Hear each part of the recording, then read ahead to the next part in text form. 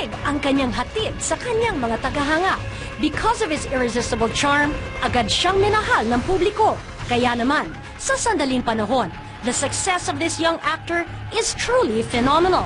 At ngayong hapon, it's another big day for his fans dahil ang isa sa mga babaeng nagsisilbing inspirasyon niya, ibabahagi ang kanyang natatanging kwento. Catherine Bernardo reveals the story of Daniel Padilla. You're on Celebrity True Stories. Hi, this is Catherine, and this is the true story of my friend, Daniel Padilla.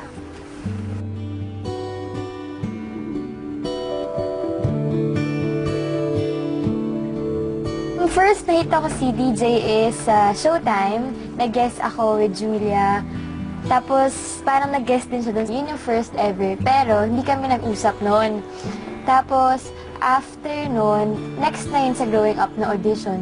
Naging close kami nung taping ng Growing Up. Parang may time din na nag-usap kami. So starting noon, medyo nang wala na yung ilangan.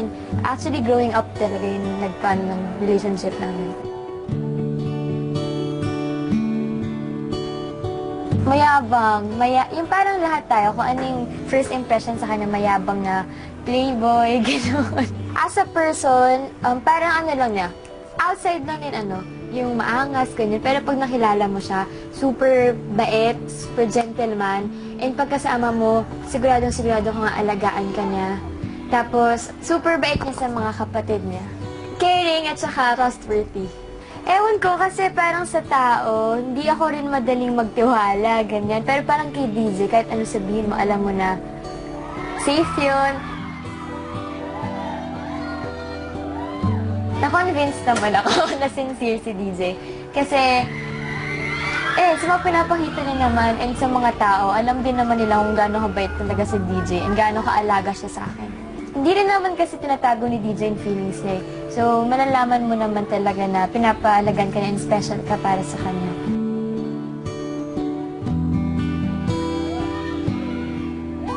Para sa akin memorable sa akin yung GGV namin. Ewan ko kasi nagulat din ako na special guest pala siya doon, tapos yung kumanta pa siya. So, unexpected talaga na andun siya. So, hindi ko siya nakakalimutan. Meron siyang ginawa, ito lang, kailan lang, binigyan niya ako ng 2 puppies. So, nakaka-lato. Sakto lang, oo, kinikilig naman. Kahit sino namang babae, siyempre, kinikilig. Siguro, pag andun na yung mga Padilla look niya ng smiley na ganyan, yung eyes na, basta may something sa kanya na wala yung ibang lalaki, malakas yung dating niya. Hindi ko pa masasabi kasi matagal pa naman yung right age ko na yan. Pero siguro magkakaroon ng chance naman talaga. I like him as a friend. Ngayon, friend muna. Siguro saan special friend, DJ. Hindi ko alam kung any tawag, pero special friend. Hello, DJ Padilla. And first, gusto ko tayo congratulate dahil na good na yung album mo and of course yung sa acting career mo. Sana lang huwag magbabago, laging makikinig sa akin or sa mga kay Tita Carla, sa lahat. And lagi lang kami andito para sa'yo. Mga kaibigan! The hottest teen star! Welcome back to the bus, Daniel Padilla! Oh, grabe. Ayun. Hello po sa inyo, Tita. Thank you for joining us dito sa The Buzz. Alam mo, Daniel, palagi kong sinasabi, you are well on your way to becoming one of the biggest and brightest stars dito sa industriya. Pero parang pinapanood kita habang pinapanood mo si Catherine at parang kinikilig ka, ha? Kinabahan po. Oh my God. Teka muna, bago tayo magsimula, pasalamatan mo muna si Catherine at ang dami niyang sinabi at maya-maya, pag-uusapan din natin yan point by point. Pasalamatan mo muna si Catherine. Kat, salamat sa... Oh my God. Yun, salamat sa mga sinabi mo sa akin at sobrang nabigla ako ngayon. Nabibigla ako hanggang ngayon at medyo kinakabahan na talaga. At saka speechless ka talaga sa mga sinabi ni Catherine.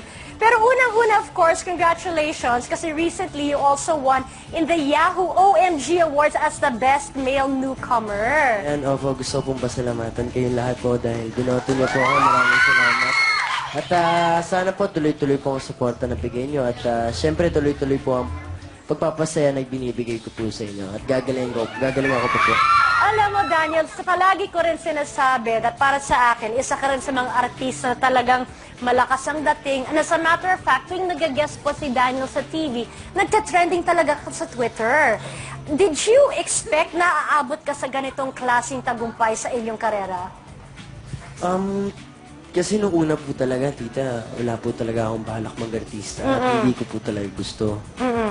Pero nung ngayon po, habang tumatagal, talaga pong nararamdaman ko na po na parang na pag tinigil ko po ito, talagang marami po akong taong, kumbaga, Napapasaya? yes, opo. At dahil po sa inyo, kaya po ito tinutuloy. At nakahanap na rin po ako ng inspirasyon para ituloy ito. Oo, well, you made the right choice. So, ngayon, Daniel, balikan muna natin yung VTR mismo ni Catherine. Sinabi niya, let me quote her, basta may something kay Daniel na wala sa ibang lalaki.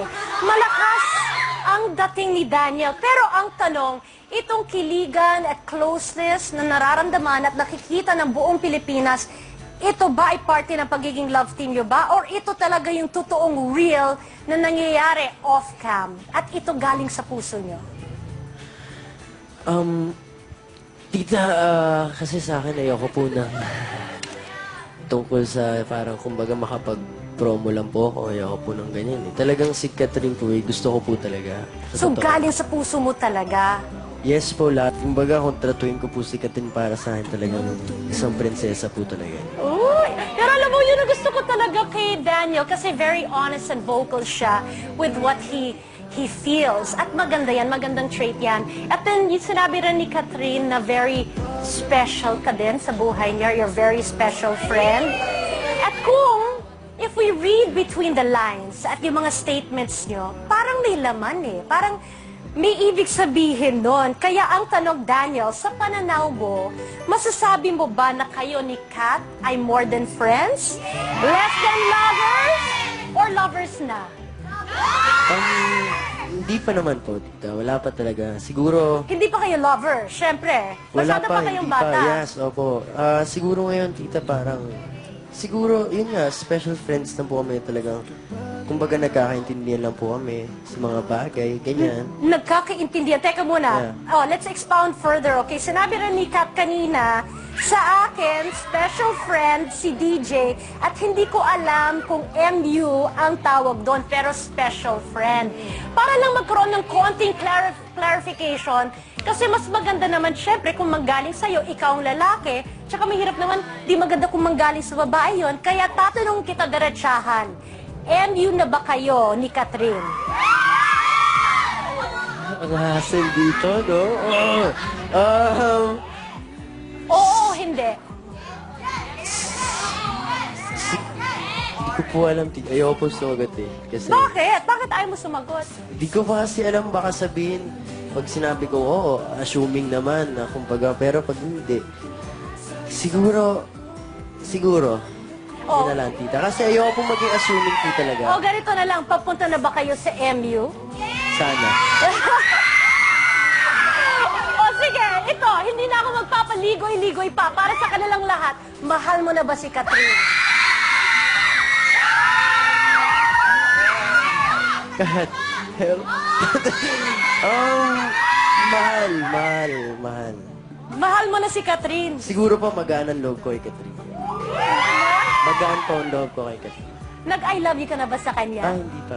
Ay, hindi pa. Alam niyo na, Ano? ano po yun, Alam niya? hindi, alam niyo na po siguro na talagang special po si Catherine at nasa puso ko po talaga siya. Now, alam ko kinausap mo rin yung nanay niya, di ba? Ano sinabi mo sa nanay ni Catherine? Hindi, kasi sinabihan po ako ni Tita Min na sabi, wag daw po muna dahil bata pa at may mga career. Ang sabi ko naman, at sabi niya, wag daw po magmamadali. At parang doon na po kami nag-usap na kumbaga sabi ko po na Sabi ko, Tita, wala pong problema. Ako naman po, okay lang po sa akin maghintay. Oh, so, how long are you willing to wait para kay Catherine? Kahit kailan, O sige, ito, hindi na ako magpapaligoy-ligoy pa para sa kanilang lahat. Mahal mo na ba si Catherine? kahit, mahal. Mahal mo na si Catherine. Siguro pa magaan ang loob ko kay Catherine. Magaan po ang loob ko kay Catherine. Nag-I love you ka na ba sa kanya? Hindi pa. Ay, hindi pa. Alam niya na, Ano?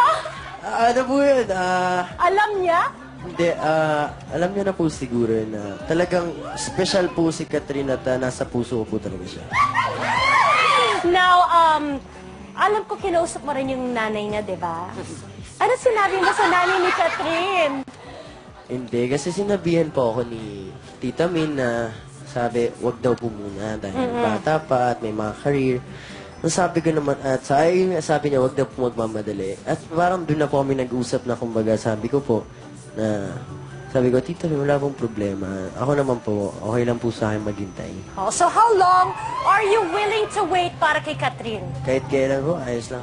Forever. Ano po? Forever. Forever and ever.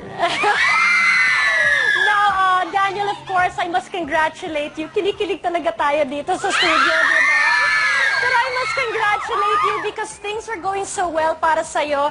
You have a gold album at natalo mo pa si Justin Bieber. Hey, hindi naman. Si Justin Bieber, ibang level na po yan. Pero natalo mo pa si Justin Bieber. Promo lang. Basta Sige. promo lang ng promo, di ba ate? Wait, Tita, gusto mo bago ano Okay. pa po tayo lahat. Gusto na po i-promo itong mga to. Ayan. Okay. Ito po yung love songs ng Princess and I. Sana po bilhin niyo po yan. Ayan, bilhin niyo guys. Meron na daw Ayan. sila. Yeah. Tsaka yung, ito po, hindi ko po ito kilala pero meron po ako nito eh. Ayan, sana bilhin niyo po ito at magkantahan po tayo. Kaya tuloy-tuloy na to. Ngayon, ang last question. If there's one song na gusto mong i-dedicate kay Catherine, ano yon at bakit? Siguro po, Roll With You. Pwede mo bang kantahin? Pero bago mong kantahin, siguro nanonood ngayon si Catherine. Ano yung dedication mo sa kanya bago mo kantahin yung song na yan? Siguro, Kat, pag namumroblema o may problema ka, kahit anong bagay, nandito lang ako lagi para sa'yo at hindi ako mawawala. At nandito lang ako para sikasuhin ka kung wala man umaasikaso sa'yo at aalagaan kita. Maghihintay ako. And this Bagong song is eh. for you, Catherine. Growing Old With You. wait, Daniel Padilla, mga kaibigan. Kinakabahan ako eh. Okay. I wanna make you smile whenever you're sad and carry you around when your arthritis is bad. All I wanna do is grow old with you. Maraming salamat. Thank you so much, Daniel. And thank you for Sige, being as Monica. honest as you can Salamat. dito sa Celebrity True Stories. Sobra kami kinilig sa inyong dalawa ni Catherine. Ayan, syempre gusto kong pasalamatan kayo po, Tita. At, Thank you. Kayo po lahat na nandito para manood. Maraming salamat po. At Kat, maraming salamat din. Napakapamula na naman ako. At Princess and I, Princess and syempre I. po, gabi-gabi po kayo manood after TV Patrol. At yung mga CD po natin guys, importante ito sa buhay. Importante ito. At ayan, salamat po sa suporta nyo. Alright. So maraming salamat.